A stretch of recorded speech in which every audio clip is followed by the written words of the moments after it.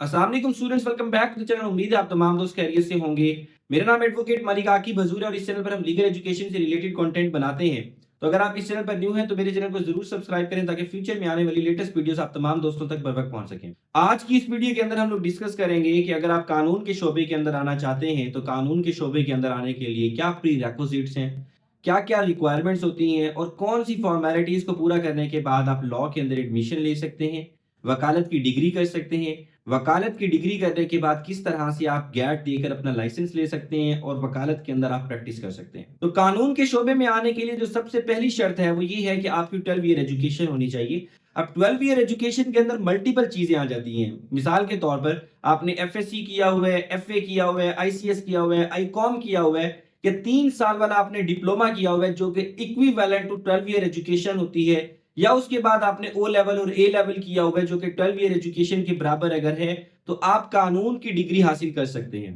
तो कानून की डिग्री हासिल करने से पहले सबसे पहले आपको जो है लॉ एडमिशन टेस्ट देना होता है। लॉ एडमिशन टेस्ट 100 नंबर्स का होता है जिसके अंदर 25 नंबर आपके सब्जेक्टिव क्वेश्चन होता है, जिसके अंदर 15 नंबर का एसे होता है और 10 नंबर की पर्सनल स्टेटमेंट होती है। बाकी 75 नंबर के एमसीक्यूज होते हैं। तो उसके ऊपर बेतहाशा मेरे चैनल के ऊपर आपको वीडियोस मिल जाएंगी, आप उसके अंदर प्लेलिस्ट भी चेक कर सकते हैं। और इस हवाले से अगर आप लॉ एडमिशन टेस्ट की प्रिपरेशन कर रहे हैं तो हमारा कोर्स भी आप ज्वाइन कर सकते हैं जिसके अंदर हम ए टू जी आपकी प्रिपरेशन करवाते हैं। या अगर आप अपनी सेल्फ प्रिपरेशन करना चाहते हैं तो मेरी किताब एलिमेंट्स ऑफ लैट से आप प्रिपरेशन कर सकते हैं। तो लैट का टेस्ट देने के बाद आपको इसमें चाहिए पासिंग मार्क्स। पासिंग मार्क्स आपके 50 मार्क्स आपको चाहिए। और कुछ ऐसी यूनिवर्सिटीज होती हैं जो कि लैट के साथ साथ अपना भी टेस्ट लेती हैं। ये आपने चेक कर लेना यूनिवर्सिटी की पॉलिसीज के साथ। मिसाल के तौर पर पंजाब यूनिवर्सिटी अपना टेस्ट लेती है, बहरिया यूनिवर्सिटी अपना टेस्ट लेती है। उसके अलावा अगर आप लम्स में लेंगे तो लैट के साथ आपको सेट देना पड़ेगा।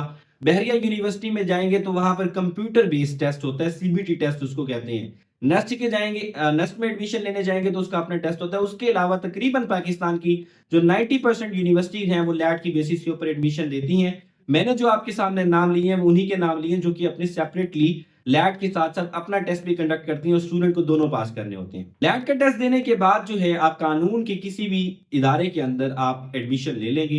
एडमिशन लेते हुए आपने चेक कर लेना है कि मैं कहाँ पर एडमिशन ले रहा हूँ, ये इदारा वर्थ इट है कि मैं यहाँ पर 5 साल स्पेंड कर सका हूँ, इसका फीस स्ट्रक्चर क्या है, यहाँ पर स्कॉलरशिप होती है या नहीं होती, इधर उस्ताद किस तरह से हैं, लाइब्रेरी है नहीं है, कितने साल से ये इदारा कायम है, इसके जो सीनियर्स हैं वो किस तरह के हैं। ये छोटी छोटी चीजें होती हैं जो इफेक्ट करती हैं, मैटर करती हैं। ये आपने खुद अपनी रिसर्च कर लेनी है, देख लेनी है कि ये इदारा क्या ये अहमियत रखता है कि मैं यहाँ पर एडमिशन लूँ और मेरा यहाँ पर आना जो है मेरे लिए फायदेमंद होगा या नुकसानदेह होगा। ये आपने खुद इसकी कैलकुलेशन करनी है।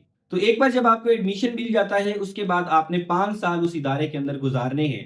5 साल की आपकी डिग्री होगी। 5 साल की डिग्री करने के बाद जो है फाइनल ईयर के अंदर आपको अपना थीसिस भी देना होता है, आपको जो है टेस्ट भी देने पड़ते हैं। एक यूनिवर्सिटी की तरफ से एक टेस्ट होता है, वो आपको 100 मार्क्स का आपका कंप्रीहेंसिव टेस्ट लेते हैं कि आपने 5 साल हमारे पास डिग्री की है। वो एचईसी की तरफ से रिक्वायरमेंट है कि आप इनका टेस्ट लें। 5 साल में पढ़ाया कुछ आता जाता भी है या नहीं, पूरे 5 साल की डिग्री में से होता है। वो सिंपल होता है, इतना कोई मुश्किल नहीं होता। उसके बाद आपको गैट का टेस्ट देना होता है। गैट का टेस्ट देने के लिए जो है आपके पास हर एचईसी जो है हर 3 महीने के बाद टेस्ट लेती है। इसी ड्यूरेशन के अंदर अंदर जो है जैसे ही आपकी डिग्री कंप्लीट होती है, डिग्री कंप्लीट होने के बाद लाइसेंस लेने तक ये 6 महीने का डिफरेंस होता है। इस 6 महीने की ड्यूरेशन के अंदर आपने सबसे पहले क्या करना है, आपकी डिग्री आज कंप्लीट हुई है, आपने एक दिन भी जाया नहीं करना। आपने अपने लाइसेंस के लिए अप्लाई कर लेना है। लाइसेंस के लिए अप्लाई करने के बाद सेकंड नंबर के ऊपर जो पहला लॉ गैट का टेस्ट आ रहा है, याद रखिए जब आपकी लॉ की डिग्री कंप्लीट हो जाएगी उसके बाद जो लॉ गैट का टेस्ट हो रहा है उसमें आपने बैठना है। उससे पहले आपने नहीं बैठना है, नहीं तो कल को आपको इसके नुकसान उठाने पड़ सकते हैं। तो ये करने के बाद जो है आप लॉ गैट का टेस्ट देंगे। लॉ गैट का टेस्ट देने के बाद जो है आपकी डिग्री जो है वो कंप्लीट हो चुकी है। लॉ गैट का टेस्ट आपने दिया है। आपके जो इंटीमेशन का जो पीरियड है, जो आपका इंटर्नशिप का पीरियड है 6 मंथ्स का जो रिक्वायर्ड होता है वो भी आपने कंप्लीट कर ली है। तो फिर पंजाब बार काउंसिल की तरफ से या जिस भी सूबे के अंदर आप कर रहे हैं उसकी रिक्वायरमेंट होती है, उसको फुलफिल करने के बाद जो है आप लाइसेंस के लिए एलिजिबल हो जाते हैं। अगर आप पंजाब बार काउंसिल के अंदर अप्लाई करते हैं तो जैसे ही आप अप्लाई करते हैं वहां पर काउंटडाउन शुरू हो जाता है 6 महीनों का।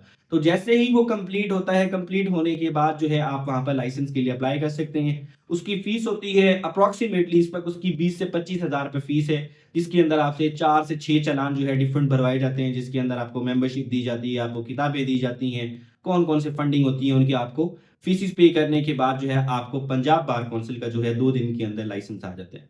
Once you get your licence, उसके बाद आप किसी भी कोर्ट ऑफ लॉ के अंदर जाकर आप प्रैक्टिस कर सकते हैं, एक्सेप्ट हाई कोर्ट और सुप्रीम कोर्ट। हाई कोर्ट के लिए आपकी 2 साल की स्टैंडिंग होनी चाहिए और सुप्रीम कोर्ट के लिए अलग से एक प्रोसीजर है जो कि हम किसी वीडियो के अंदर डिस्कस करेंगे। तो ये वो मुकम्मल प्रोसीजर है कि अगर आपने पाकिस्तान के अंदर एज अ लॉयर प्रैक्टिस करनी है तो आपको कितनी ड्यूरेशन लगेगी, क्या-क्या उसके अंदर प्रोसीजर आएँगे, वो सारी की सारी चीज़ें मैंने इसके अंदर शेयर की हैं। तो अगर आपको ये वीडियो अच्छी लगती है तो हमारे चैनल को ज़रूर सब्सक्राइब करें ताकि फ्यूचर में आने वाली आपको लेटेस्ट वीडियोज़ भी मिल सकें। और मज़ीद किसी किस्म की अगर आपको कन्फ्यूजन है नीचे कमेंट सेक्शन में मुझसे पूछ सकते हैं। मिलते हैं अगली वीडियो में। Thank you very much. अल्लाह हाफ़िज़।